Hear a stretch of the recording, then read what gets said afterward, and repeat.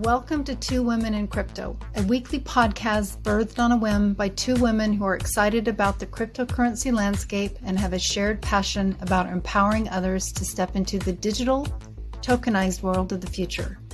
We offer tips, tricks, and our own individual insights as to how to begin to navigate this shift. We are not financial advisors nor experts. We are just here to encourage you to look at the possibilities. So welcome to the future. You're right on time. Good morning. Good morning. How is everything on the West Coast? It is on the West Coast. We're well. We're coming into our full-blown spring like everybody else is. So just got done with some snow, which, hey, that's good. We don't often get it. But yeah, things are well. How about there in Florida? Florida's good. We live in the Sunshine State. The weather is beautiful. Yep, we'll be in the sun about June. Okay. Give us a couple more months and we should be bathed in it. So. All right. I love it. Good weather ahead and woo, yes. Looking forward to the markets turning green again. Yeah, I was doing some monthly analysis now that we're finally in March. There's a lot of little lovely chart setups coming up. So it looks good. I like to look at the long term. I've been watching these monthly charts take place for months. They've all been red, but we've got a couple dojis sitting on some really nice ones. So those of you that don't know a doji, and I'm not going to pull up my screens because it'll take all of our bandwidth, but it kind of looks like a cross.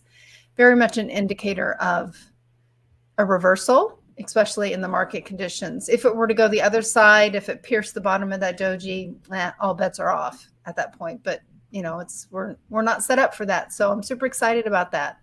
It's all upwards, and it's good news to see that. So we still may have some bumps along the road. Of course we will, and that's part of the cycle. Yeah, I was thinking about like the cycles of Bitcoin and just crypto in general. We do go through these like boom and bust cycles, right? Especially with like new emerging technologies like crypto and the blockchain. And so probably the next the 6 to 12 months, like as we're getting closer to Bitcoin having in April 2024, it's just regardless of what's going on, awesome time to dollar cost average. Absolutely. And none of this, of course, is financial advice. And there's so many projects you can invest in, Bitcoin not being the only one. I myself like to go through, put a lot of my monies into coins that have a little bit more bandwidth, maybe in the long term in terms of price point. I'm not starting at 23,000 on my entry. I'm starting at a few cents on a lot of the projects that I'm in. So just depends on what your investment thesis is. So. Yep. And there's no wrong way to invest in crypto. It's just invest in crypto. Yep. I remember when I first started, I was buying, a lot of Bitcoin, but then as Bitcoin was going up, I would take profits so I could buy some of the smaller tokens with my profits. So that's also, it's like there's no wrong way to invest, but just do what you're comfortable doing. And whatever you do, don't listen to me and Kelly because we are not financial advisors. So true. We're just here to have our morning coffee together. Cheers. And talk about the news. Cheers. So what's going on out in the world today? Or not today, just in general? Just in general, a couple things that I was thinking about. I thought about when we first started this, our podcast and, kind of helping people, through Two Women in Crypto. And it's like so many people have become their own bank. So many people have learned how to stake their coins. And now people are transferring crypto, sending and receiving crypto, and it's awesome. Absolutely. And that was a train in the background, yes? Was that a train or a horn? What was that? Nothing. That must be some weird... Wow. Well, I was just saying this, we're right on time. There's still opportunities. I love it when those little nuances happen, emphasizing the point. You heard the train. You must be channeling Rosie Rios. Oh, okay. Tell me about that. The train has left It's the left the station. station. That's what But Rosie Rio says. but you can still get on the caboose. Yeah, we're still super early, but Yeah. again, like just thinking about, like knowledge is power. And with all of the uncertainty that's going on in the legacy financial system, and, just become your own bank, whatever hardware wallet you love, or, whatever's easiest for you. I think it's a really good way to want to opt out of the system, or be part of this, like the two parallel financial systems that are emerging. We have this centralized system and we have this decentralized system.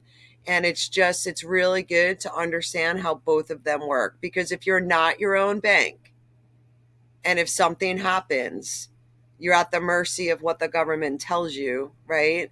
Right. So, we're all armed with knowledge, and now, we're just moving forward. And I just wanted to give a big shout out to people who have taken that time, because you and I both know it's an investment. Like, I remember when I got my first Trezor and I spent half the day trying to figure out how to set it up. Yeah, it is. It's an investment in, obviously time, remapping how you think, and a bit of course, a financial investment, not just on the the actual investment into the market, but some of the pieces that you need to have for safety, such as the wallets and things of that nature. Definitely. Definitely. All worthwhile. Yep. And then understanding what's going on, because, again, shout out to Patty. She was our first member of Two Women in Crypto, and like, she's retired and she's concerned about so many things. So she's been meeting with all the different accountants, and just like she met with trying to find a new financial advisor. So she's like, I'm really concerned about the central bank digital currency. And I think we gave a shout out to Patty last week or the week before. Her accountant didn't know what a central bank digital currency was. Now, the new financial advisor yesterday, which obviously she's not going with, but he said a central bank digital currency is a conspiracy theory. That's wild. I can't believe that somebody in that industry is not aware of what's been documented, which I know you're going to speak to. Yeah. So, just go to the Federal Reserve Bank's website. And maybe that's a good question. If you're meeting with an accountant or a financial advisor, just be like, hey, do you know what the Federal Reserve Bank is? Who's in charge of the Federal Reserve Bank? Because this makes me feel really uneasy. Like, people trust these people with their money. Right. And they don't even know that we've been piloting a central bank digital currency and doing this research on the blockchain. This has been going on for over a decade. This isn't new, and it's all on their website. Yep. I mean, what are you going to do? Another check mark for conspiracy theorists being right. I know, right? It's wild. So absolutely. I'm so glad you brought that up. And kudos to Patty for leaning in about these things, because I was listening to a podcast this morning as I was getting, my day started, and it spoke about the fact that, oh my gosh, I just lost my train of thought. I'll have to go back to it. Well, apparently it wasn't that important. You might still be channeling Rosie. I'm still on the train. Oh my gosh. Is she telling you something about the lawsuit being over soon? Oh, let's hope so. Let's hope so. Because I know we're all ready for that lawsuit to end. Oh, this is what it was. It's the fact that we have been conditioned for simplicity. The simpler things are, the better we are. So make it easy for us. Make it super simple so we don't have to think. So like grocery shopping, or like standing in line for whatever, buying ticket, whatever it is, it is it. So the simpler it is, the better off we feel, the safer we feel. It's more convenience for us. And the fact of the matter is that we have to think outside of that and make things more complicated right now. We really have to be thinking about everything that we're doing, in my opinion. Yeah, and it's interesting because so many articles, and especially with like, they're integrating, like Chat GPT came out with their new release, and they're going to integrate that AI function into applications, Right. into all these different areas of tech.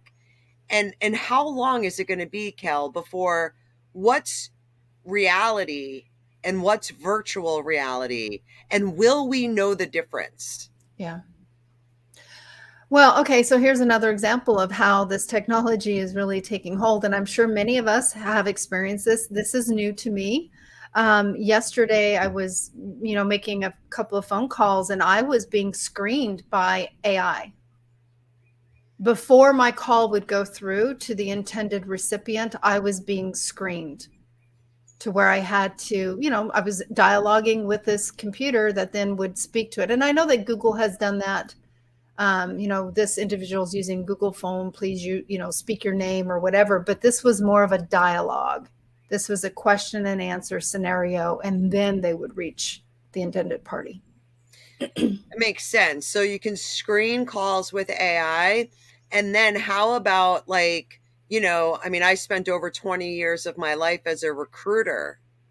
What about screening candidates for jobs? And I know that AI, it's already being used. This has been going on for several years now, but it's going to be Right. that much better, where we're getting to the point where we probably won't need as many recruiters. And that's just one example.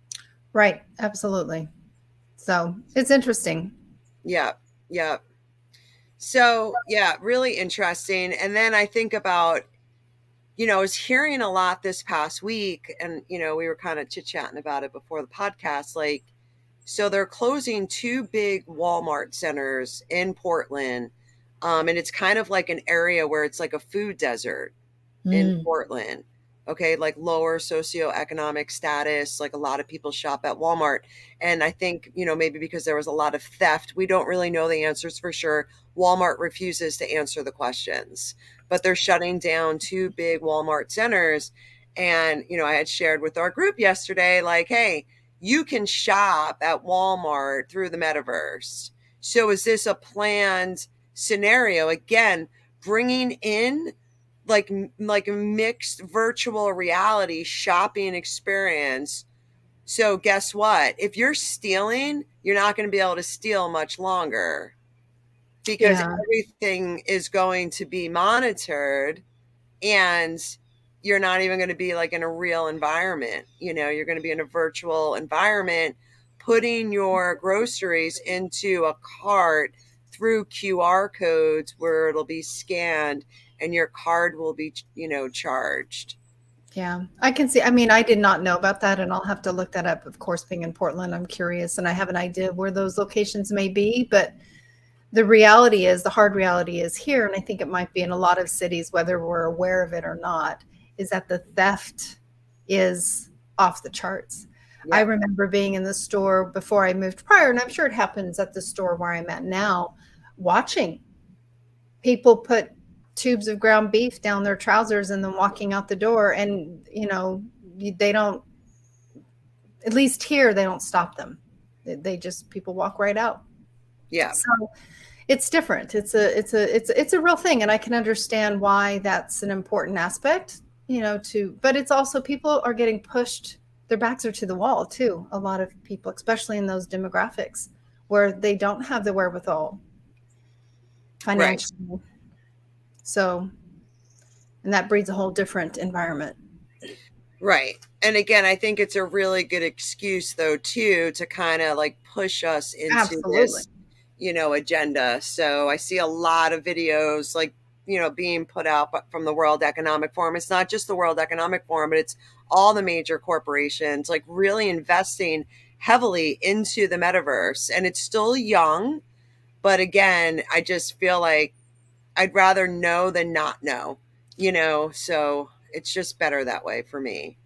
Right. It goes in, and right, absolutely. And I think that there's not that many people that prefer, there's a lot of people that prefer not to know, right? We know that to be true. But as part of that 15-minute city agenda as well, keeping everybody in a perimeter. Yeah, it was really interesting that, bring that up too. Like, so Cleveland, it looks like it's going to be the first 15-minute city in the United States. And I'm listening to the media, that again is owned by a handful of companies that is pushing this agenda, just to make a mention. But, again, they're saying we're conspiracy theorists. This has nothing to do with like getting you to walk everywhere and then you can't leave the city. But this is a stepping stone for a carbon based economy. For sure, you need certain carbon credits to eat your meat. You need certain carbon credits to maybe go on a long drive. What do you think is going to happen? Like, and to listen to the media, like blatantly lie. And it's not, it's the media, it's the government, but like listening to like, and there's good components of a 15-minute city. Like, don't get me wrong, but they're not data dumping our data either. You're under a mass surveillance state. And, once you lose your privacy, it's really hard to get it back. It's like right now I can throw my phone away and I can pay for things in cash.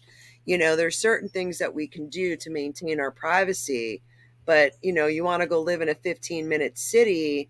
And again, I guess like if you like to be told what to do and how to live your life, I think that's a great place to do some research and look into those places. But Well, that and what the WHO is, pushing in their agenda, and it's again, you can go to their website and read about it. The digital ID. yeah, It's all very much intertwined. yeah. So it's just extremely interesting, and we'll see how this plays out. Yeah. But, we'll be watching Cleveland, and in the interim, just everyone should have marked their calendar after last week's podcast. March 4th, VChain is doing its free conference in Vegas, and they're going to talk about their carbon based economy that they're building. And they are poised to be a big part of the Internet of Things, which we need for these smart cities, a digital carbon based economy, VChain. Yep. So, hey, look, we're going to make a buck. There's nothing we can do to stop it. Don't get mad at us. No, and don't look at us like we're swimming in the negative. We're swimming in just the education of what's happening on the outside and the reality. Yeah, absolutely. So that's the thing. Yep. So here's another reality I wanted to mention, not financial advice. None of this is.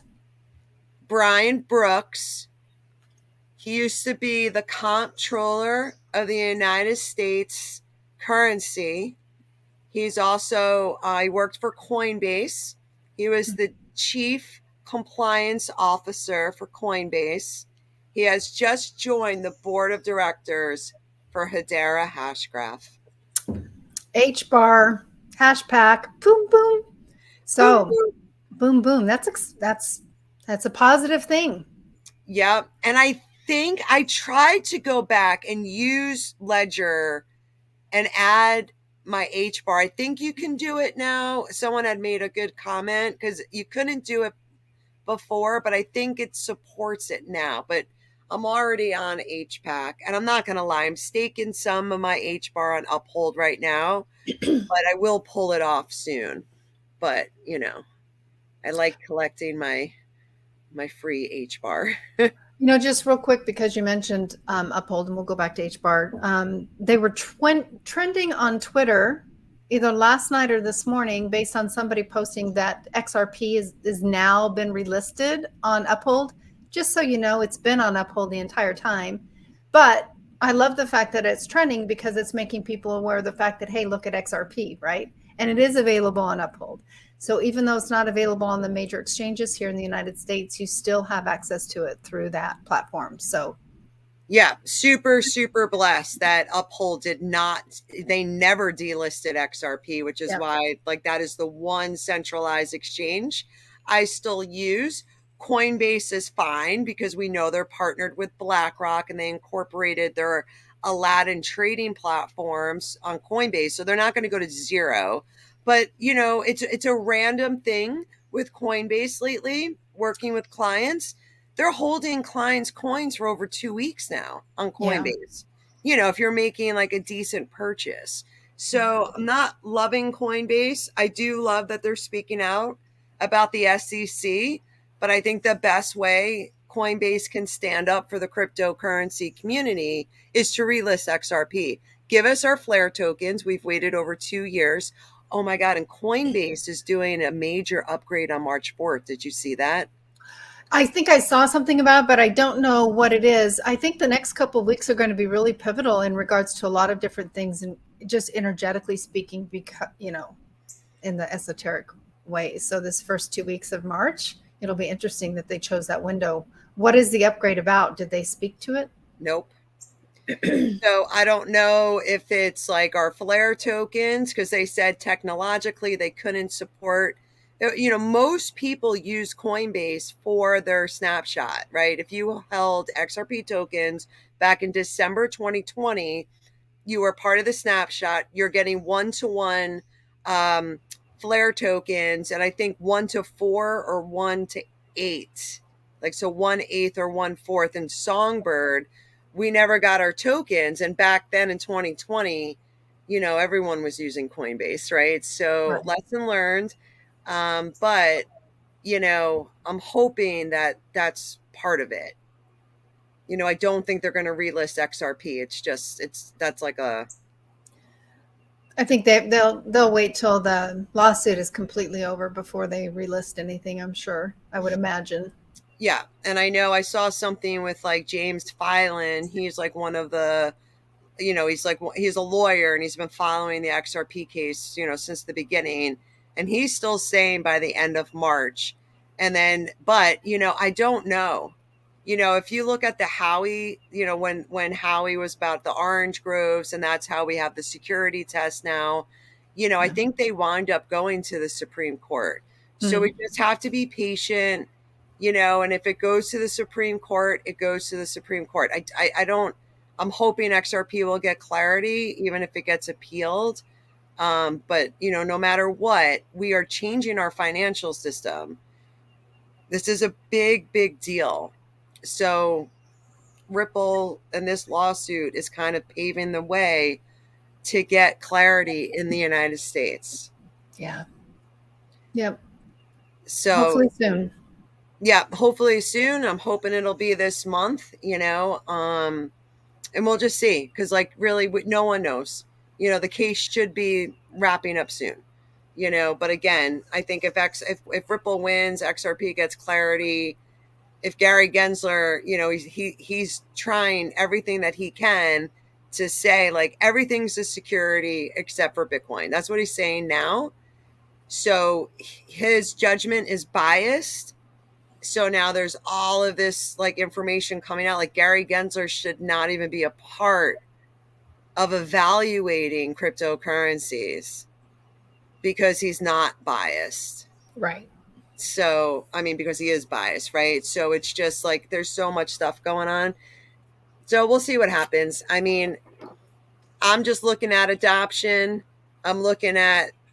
We had one of the senior vice presidents of Ripple came out, did an interview, and he publicly said they're working with over 20 central bank digital currencies around the world, building the infrastructure for emerging markets.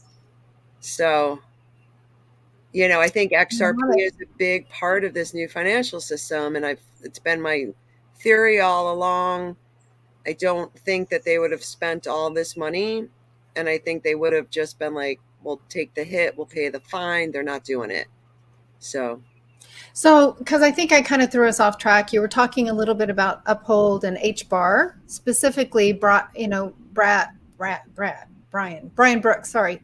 yeah. Um, can you just mention a little bit about HBAR for those that might be curious as to what that project it is? Because it is part of the ISO 222 tokens and moving forward. Yeah, so it's one of the newer projects, and basically one of the reasons why I think HBAR is going to be a big winner, and again, don't get mad at me, but it's extremely centralized, right? So if you look at who's in charge of the nodes for HBAR, it's IBM, it's Dell, it's Google, Boeing. So all of these huge companies, And the way that it's not even really like a blockchain, it's super techy. But, if you look at, it's called, what is it called? Like, it's I can't think of it off the top of my head, but it's a different type of way to do consensus Hmm. on so it's not really like a blockchain. It's more of like all these different graphs and how they go about. But, it's super, super fast. It's super secure. And again, I just think the adoption, the amount of transactions on a monthly basis is growing like exponentially. Sure. So, I'm super bullish on this project. Gosh, man, we we can own every coin out there. There's so Well, many. isn't that part of the problem, I right? know, right? It You know, really is.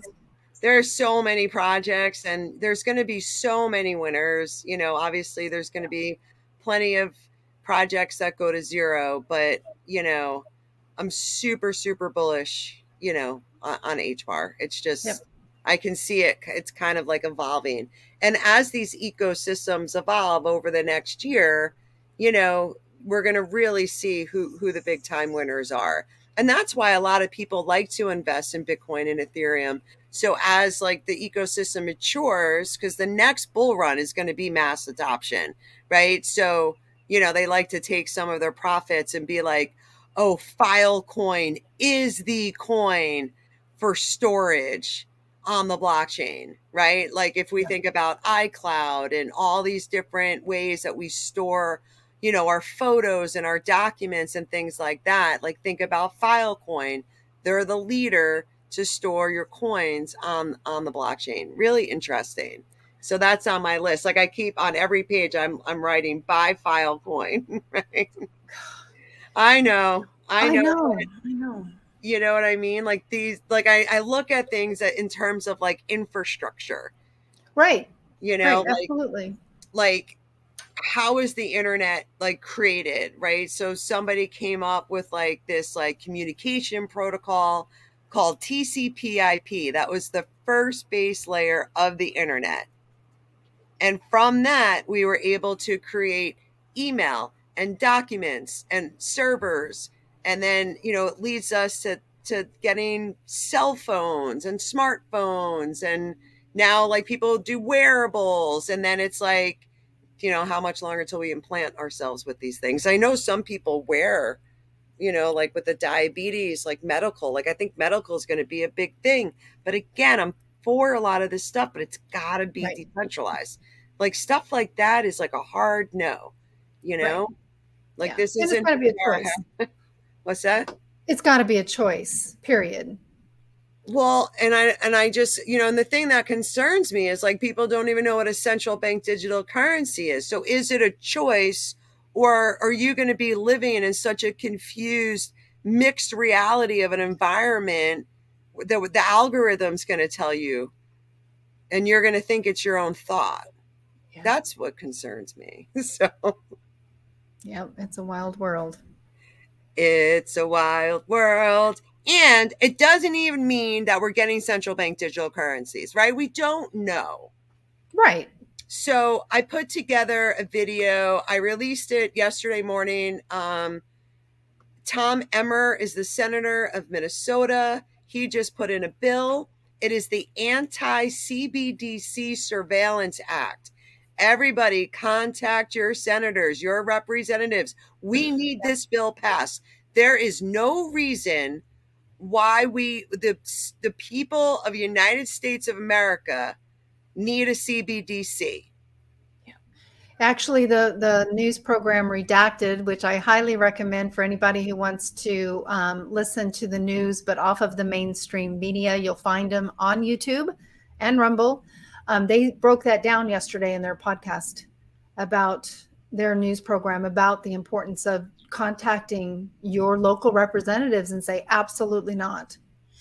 Yeah, it's a hard no. Like it's no retail CBDC. So, like if you want to do a CBDC for cross-border payments, where Ripple would be a great example of this, so the banks can send programmable money because it's not money, it's code to, do your balance sheets, cross-border payments, whatever you want to do with all international trade, all these payments, that's a wholesale CBDC. That's fine. But if you're going to give it to the people, and again, that's programmable, and we're 130% in debt. If the government needs your programmable dollars out of your programmable wallet, it will be gone, or it'll have an expiration on it. You have 1 month to spend this money, or we take it, or we take a piece of it. So we have to be very careful about these things. And I see the governments, it's like dangling a carrot.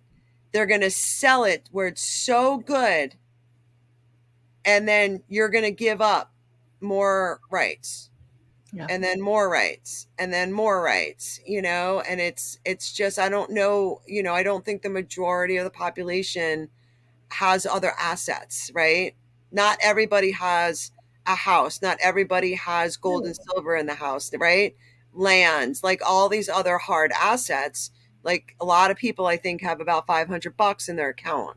So we just, again, you want to maintain your autonomy, and your privacy. So, yeah, this is a really great bill that we want to get passed. And, I always call out like Senator or Representative Sherrod from California, Senator Warren, they know what's best for you. They want to tell you how to live your life. I am not okay with that. And if there's people that need to know how to live their lives, I shouldn't have to give up my sovereignty because people can't take care of themselves. Yeah. It's the survival of the fittest. And I don't mean to, I don't want anyone to be upset about this, but I'm kind of getting sick of it. Oh, people can't take care of themselves, Andrea. So I have to, it's like this book I read when I was a kid, Harrison Bergeron. So I have to wear like these heavy, clunky things because I'm like questioning things, and I'm strong, and I'm like standing on my own 2 feet. So weigh me down because other people can't take care of themselves. Yeah. And that's, again, that's programming. That's bad programming. Reprogram your mind. Yeah, so interesting you use that term when we speak about artificial intelligence, right? It's like, it's a reprogram your mind. So how does it all, what's the correlation? Anyway, Right. that's a whole rabbit hole. Yeah, I mean, it's just basic quantum physics, right? Oh, Neuroplasticity. absolutely.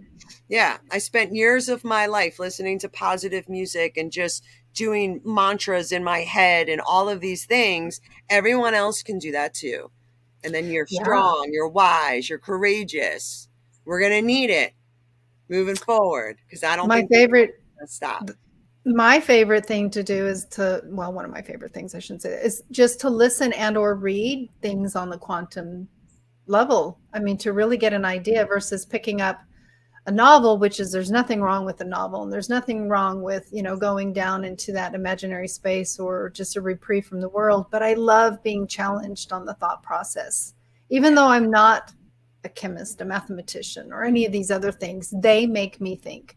And yeah, it's amazing. It's amazing to think about and see things through different lenses. Yeah, for sure. For sure. So yeah, I kind of been sitting with that like a lot because it's like, I see the dumbing down of America. I've been talking to like a lot of teachers that just, they don't even want to teach anymore because the kids are so out of control. Well, that and the parents. I mean, there's also a lot of parents that are out of control. I work with a teacher as well, and golly, some stories, pretty tough environment. So honor our teacher. I mean, what a heck of a job. I mean, Yeah. I can't imagine.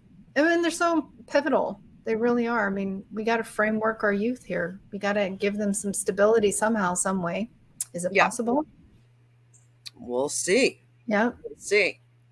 I mean, and again, I think sometimes, we talk about like that pendulum swings back and forth. And I think we're just like entering into the height, right, of like just corruption and sadness and dystopian things. But, when I looked at I think it was one of the executive directors that worked over at FTX came out and gave the information about Sam Bankman-Fried. Did you see that? I did not. So I guess Sam Bankman-Fried and gave like was like $300 million or something to political donations. Oh, yes. And he didn't note. He was, yeah, I think I read part of that. Go ahead. Right. So there was like a main person on the Democratic side and there was a main person on the Republican side. So whether you're Republican or Democrat, it doesn't matter. It's corruption. Right. And so what Sam Bankman-Fried was trying to do is take customers' funds, right? As soon as customers put their funds on FTX, it went to these political parties so Sam Bankman-Fried could influence them on their decisions when it comes to like the blockchain and cryptocurrency. So very, very concerning, but again, like we'll see how long he goes to jail because like I mean, that's just bad. Can you imagine if you put $2 million of your money on FTXs, and then just kind of walked away because you're like, this guy's been meeting with Gary Gensler like 5 times and he met with the CFTC and he's always in meetings with the government. Like, this is so safe. I trust this person. And he's taking your money, paying off the politicians and buying homes in the Bahamas with it. How would that make you feel? Become your own bank. Yeah, no, absolutely. Yeah, so crazy, so crazy. All right, what else is going on in the world?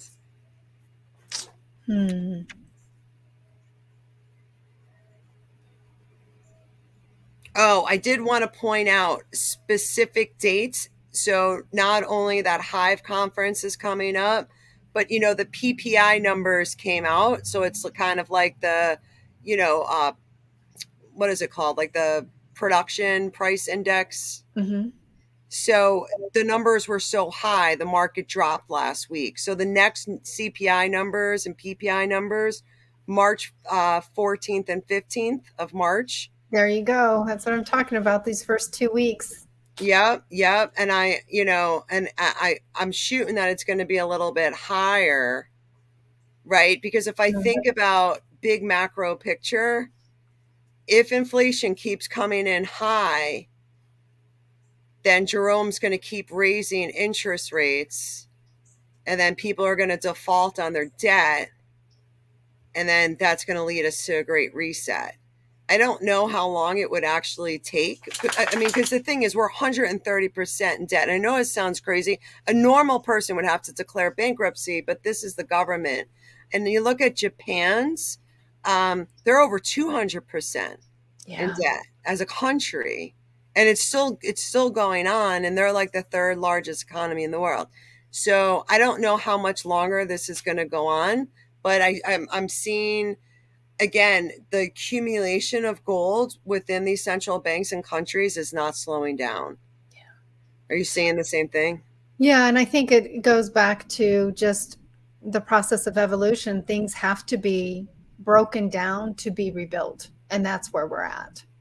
I mean, it's just where we're at. There's going to have to be another shifting of some sort so that we can be rebuilt into a new economy, as we speak to all the time. But yes, the gold accumulation continues to soar. Yeah. And it makes sense too, because I just think I do think a lot of people are educated about CBDCs, at least in America. So to have some sort of event, whether that's a cybersecurity event or whatever it may be, the World Economic Forum did that Cyber Polycon event, which is and it was Russia, right? Like they were part of it. So here we are not getting along with Russia. Like, is this whole thing planned out? Because if the economy gets reset, it works really, really well for all the governments, right? All their debt goes away.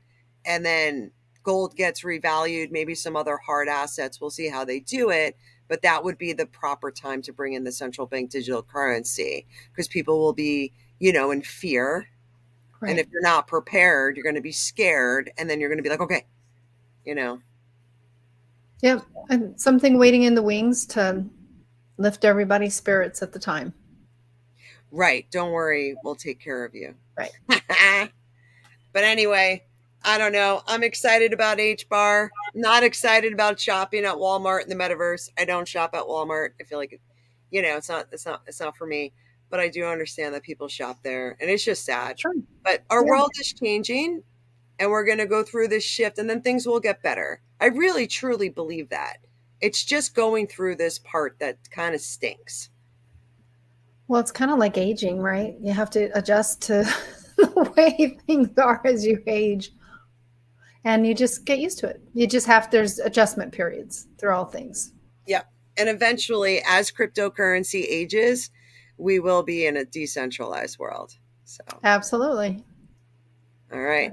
That's our goal. So I don't think we have any housekeeping items. So I guess until next Friday. Let's all huddle on. Huddle on. Your hosts for Two Women in Crypto are Andrea Caldero and Kelly Lair. You'll find more information and details regarding the Two Women in Crypto membership, educational and informative class and event offerings, and more via their website, twowomenencrypto.com.